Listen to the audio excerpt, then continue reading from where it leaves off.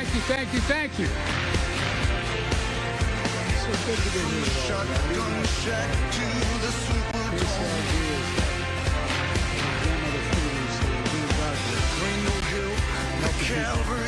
who deserve help and paid for most of it. You know, my great friend, he is a great friend, Governor O'Malley. He, my dad, the Biden family started off in Baltimore. They don't say Baltimore, it's Baltimore, in Baltimore. And, but we've been friends for a long time. And I just want to say at the outset, if you ever want anybody on your team, whether it's an athletic team, whether you're in a battle, whether it's a political team, whether it's a team just trying to help, you want O'Malley. The guy has guts. No, I mean this sincerely. He not only has political courage, he has physical courage. He's across the board. If I ever want anybody standing next to me, I want O'Malley there with me. And I mean that sincerely. It really matters.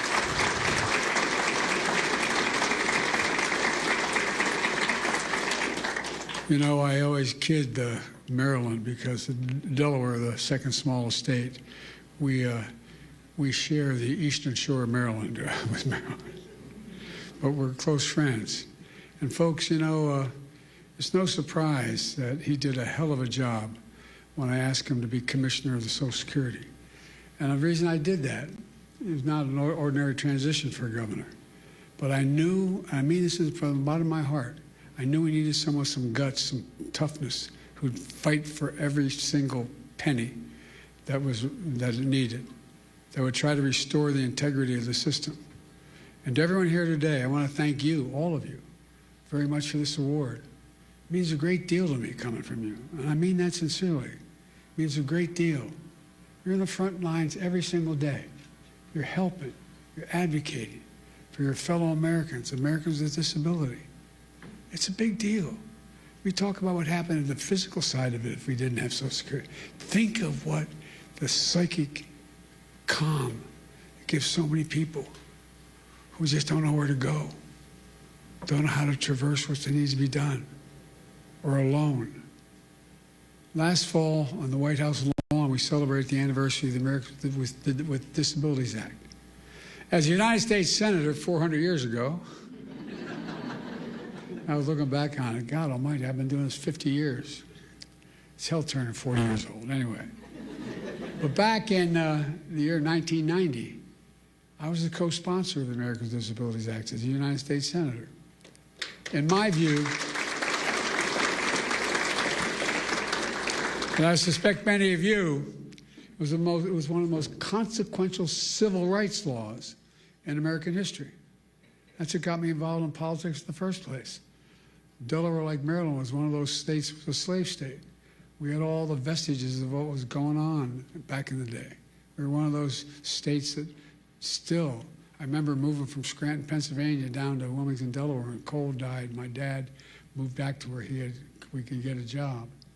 And I remember I pulled into, my mom would drive us on the Philadelphia Pike connecting Wilmington and Philadelphia. And we lived in an apartment complex. And she'd drive us it was only about half a mile to Holy Rosary School in Claymont. But it was so dangerous, she wouldn't let us walk up because of the access road. And I remember pulling into the parking lot. And I'd never seen hardly any black people in Scranton at the time and I was only going in 4th grade. And I remember seeing the kids going by at the time called colored kids on a bus going by. They never turned right to go to Claymont High School. I wondered why. Asked my mom, why? So in Delaware, they're not allowed to go to school, in public school, with white kids, honey.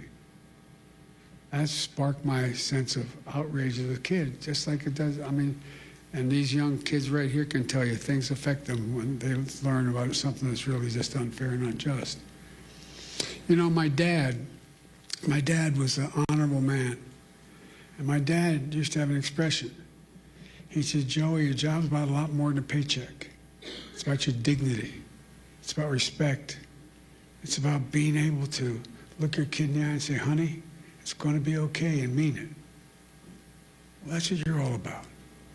That's what the legislation is about. It's about dignity. Simple dignity. Everyone deserves to be treated with dignity, regardless of their standing, regardless of their economic situation, regardless of who they are. Making sure that more than 60 million Americans who are living with disabilities are treated with dignity is who we are as Americans. That's what it's about. I mean it. Dignity at work, at school, in their communities, in every corner of American life. Laws like the ADA need advocates like you. You're the ones that keep it going, God love you. You fight like hell every single day to make sure the law is respected and your clients' rights are protected. So from the bottom of my heart, I mean this. I give you my word as a Biden. From the bottom of my heart, I say thank you. Thank you for what you're doing. Thank you for your commitment to the dignity of all Americans, because that's what ultimately this is about. Folks, today I want to talk to you about an issue that's front and center right now for millions of Americans, Social Security. You know, some of you may know the Democrats have declared today the Save Social Security National Action Day, National Day of Action, I should say. We know just how much Social Security matters to people's lives. Everyone in this room fights for people with disabilities who rely on Social Security to survive, Not just the physical side, it's the mental side. It's the mental side.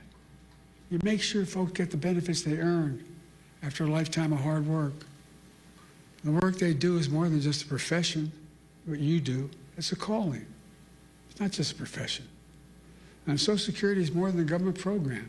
It's a sacred promise. We made it a sacred promise. 73 million Americans receive Social Security.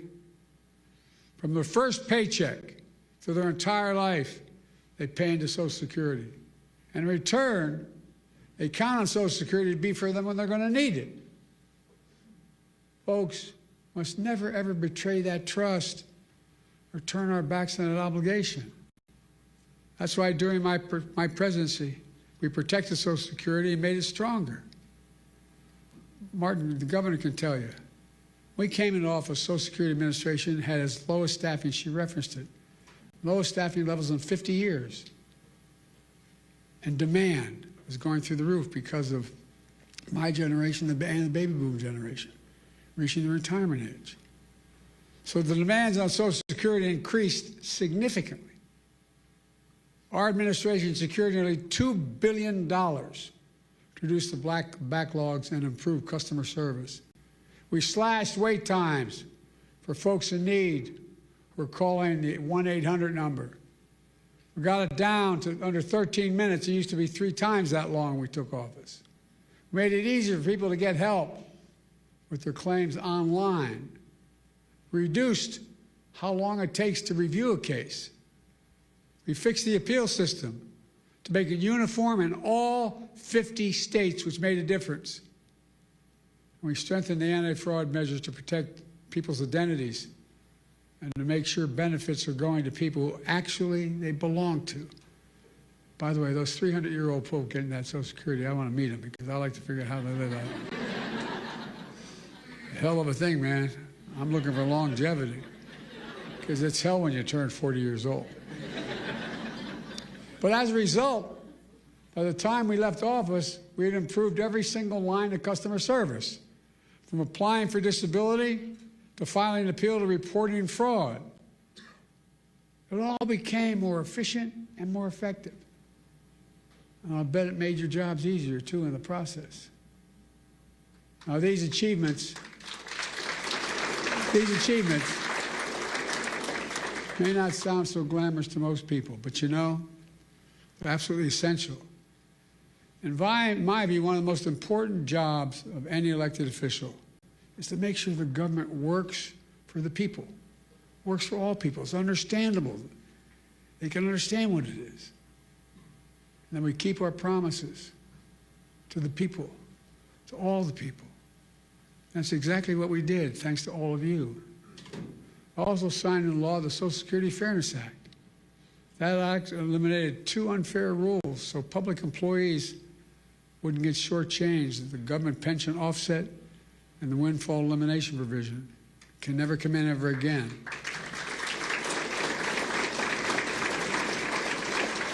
But as a result, more than 2 million people are now finally receiving the full benefits they earned. And remember, we also faced a constant threat by some members, Republican members of the Congress, to cut and gut Social Security, period. Cut and gut it, period. They wanted to let Social Security expire every 5 years. That was the proposal. Let it expire every 5 years unless reauthorized by the Congress. Who in the hell do they think they are? Every 5 years and then wait around and be, well. I will not go further or get in trouble, but look, folks. Can you imagine the chaos it would have charged? Every 5 years, Congress is going to step up. You imagine this Congress stepping up? They threatened to raise the retirement age as well. Now, that might not be a hardship for someone working in a comfortable job. But if you're on your feet all day, you're doing manual labor all day, you're working with a disability, it's a very different matter. And then they even tried to face cuts, force cuts on Social Security during the negotiation of the debt ceiling. These are wonderful guys.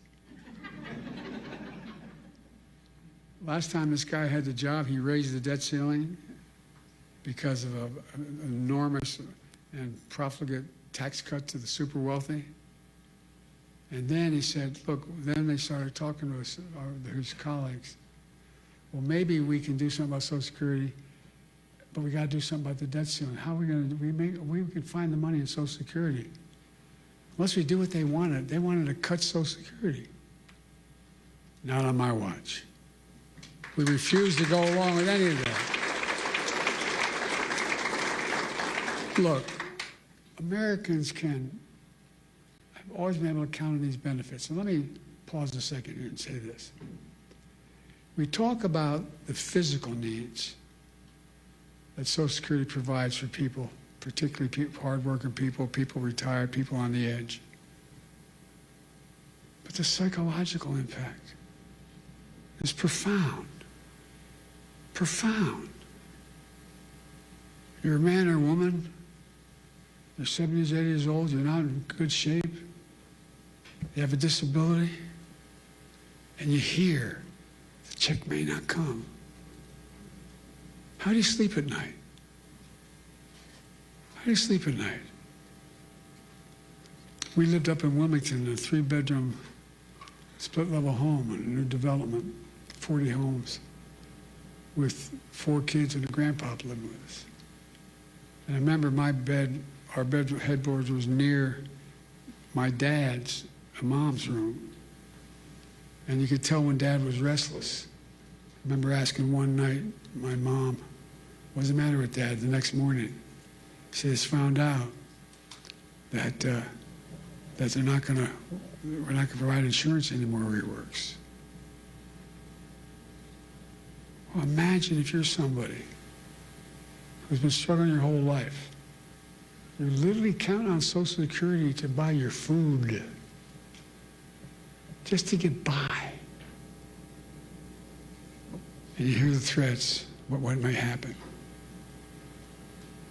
Many of these beneficiaries, that's their only income. If they were cut or taken away, it'd be devastating for millions of people. And the psychological pressure we put people under by having this debate is absolutely devastating.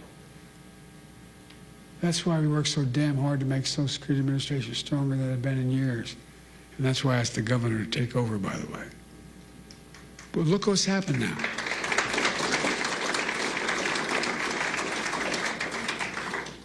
Fewer than 100 days, this new administration has made done so much damage and so much destruction. It's kind of breathtaking it could happen that soon. They've taken a hatchet to the Social Security Administration. pushing an additional 7,000 employees, 7,000 out the door in that time, including the most seasoned career officials. Now they're getting ready to push thousands more out the door. Already we can see the effects. For example, thousands of people use the Social Security website every single day to check on their benefits and submit their claims. But now, the technology division of Social Security Administration has been cut in half. And so the website's crashing. People can't sign on to their accounts. What do you think it does to that woman's living alone at 74 years checking and just not able to even find out whether she can't even find out what that disability claim is she has? She can't file a new disability claim. And a lot of these people are being told incorrectly that their benefits have ended. Folks, imagine the panic that causes if you're a retiree living alone with only Social Security to depend upon. So now people are overwhelming the phone lines. They're showing up at the local Social Security office, tearful and frantic, and told, "Do you have an appointment?" In that tone, by the way. I can give you a personal example if I'm not going to, though. To cap it all off, serious people are now generally concerned for the first time in history, for the first and only time in history, that Social Security benefits may be delayed or interrupted. Folks, let's put this in perspective. In the 90 years since Franklin Roosevelt created the Social Security system, people have always gotten their Social Security checks. They've gotten them during wartime, during recessions, during a pandemic. No matter what, they got them. But now, for the first time ever, that might change. It would be a calamity for millions of families, millions of people. But the current Secretary of Commerce doesn't seem to get it. Or based on his comments, he doesn't seem to even care. Many of you saw what he said the other day. And by the way, he's a billionaire. God love him, as my mother would say. Paying 8.5% in taxes. Anyway, billionaires, I don't know what he's paying. But when he talked about the possibility of the Social Security checks not going out this month, he shrugged it off. Here's what he said. He said his 94-year-old mother-in-law wouldn't complain, wouldn't bother her. She's probably a lovely woman. No kidding. Her son-in-law is a billionaire. What about that 94-year-old mother living all by herself? Doesn't have a billionaire in the family. Or all the retirees who depend on that monthly check to feed themselves. All those people with disabilities have no other source. What about all those people? That's who you fight for. So those who desperately need you. And folks, it's not just the Secretary of Commerce. We heard how others, empowered and emboldened by this administration, talk about Social Security. One of them called it a Ponzi scheme. A Ponzi scheme? What the hell are they talking about? People earn these benefits. They paid into that benefit. They rely on that benefit. And no one should take it away. You know, Franklin Roosevelt had a different view. He was president coming out of the Great Depression. He and all his colleagues saw great suffering, so much poverty. He also took steps to raise standard of living for ordinary Americans, including creating Social Security.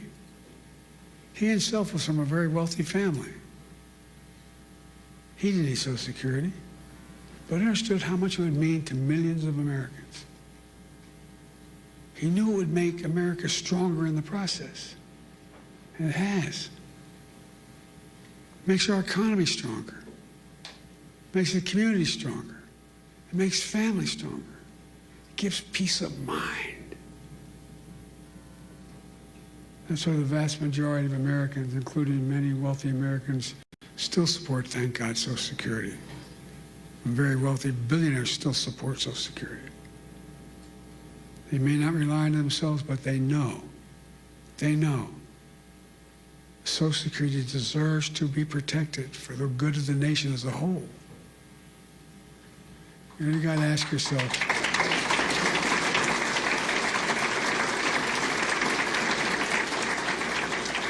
yourself, why is this happening? Why are these guys taking aim at Social Security now? Well, they're following that old line from tech startups. The quote is, move fast, break things. Well, they're certainly breaking things. They're shooting first and aiming later. And as a result, the result is a lot of needless pain and sleepless nights. My friend Governor O'Malley knows what they're really up to. He says, and I love his quote, they want to wreck it so they can rob it. They want to wreck it so they can rob it. And why do they want to rob it? In order to deliver huge tax cuts to billionaires and big corporations and keep it going. They want to make permanent the 2017 tax cuts, which overwhelmingly benefited the wealthiest Americans and the biggest corporations. That's going to cost $5 trillion. Where are they going to get $5 trillion to pay for it? Other than continue to run the deficit up. Well, what do they always do? By running up the national debt, number one, and then by taking the money from someplace else. What are the two big pots of money out there in raw numbers? Social Security and Medicaid. Well, from other programs that people rely on and have paid into.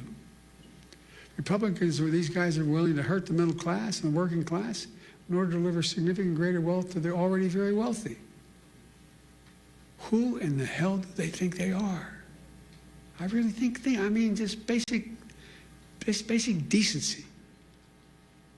Who do they think they are? I think anybody should go out. They can make it to $1 billion a year. They can, fine. But pay your fair share. You know what the average? We have 1,000 billionaires in America. You know the average federal tax they pay? 8.2%. Anybody want to trade that number? What you're paying? Folks, look. Let me close. I'm sorry to go on so long, but it's just, anyway. I grew up in Scranton, Pennsylvania as a kid, and then Claymont, Delaware. Middle-class towns, working-class towns. Places where people worked hard all their lives with the promise that they'd be able to retire someday with a little bit of dignity. Because they've been paying in a thing called Social Security since the very paycheck they ever earned. These people get knocked down every day, learn to get up. My dad's one expression, you get knocked down, just get up. Get up. They get up every day. The last thing they need from their government is deliberate cruelty. It's about people and neighbors across the country who look out for each other. You don't see empathy. They don't see it as a sign of weakness. They see empathy as a decent instinct. They don't see cruelty as a sign of strength. Social Security is about more than retirement accounts. It's about honoring a fundamental trust between government and people. It's about peace of mind for those who've worked their whole lives so they can rest assured they'll have a chance. They'll get back some of what they earned and what they deserve. But more than anything else, I mean this sincerely. And as my friend says, maybe it's the Irish of it in me, but it's about who we are as Americans. Who are we? What makes us distinct from the rest of the world? It comes down to basic, in my view, fundamental American values. Nobody's king. Nobody's the boss. Everybody has a shot. All people are asking for is a shot. Honesty, decency, where hard work is rewarded. Have some faith in each other. Fairness, simple fairness. We can't go on like this as a divided nation, as divided as we are. Like I said, I've been doing this a long time. It's never been this divided. Granted, it's roughly 30%, but it's a 30% that has no heart. What we see in America, that's what we believe in, fairness. And that's the America we can never forget or walk away from.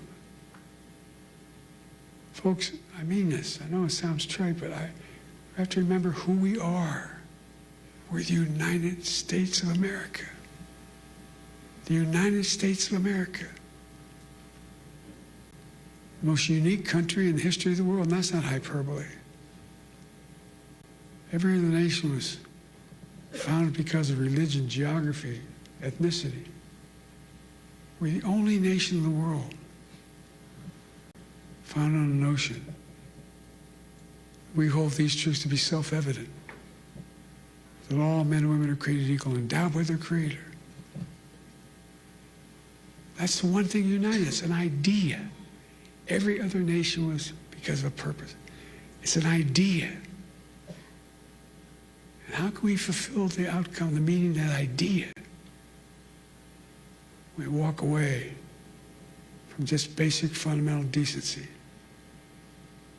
Folks, sorry to go on so long, but I feel deeply about this. You know, you've heard me say it before, and I'll say it again. There's nothing beyond the capacity of America to do when we do it together. Let's do it together. God bless you all. May God protect our troops. Thank you for what you do. And thank you for this wonderful award. Thank you.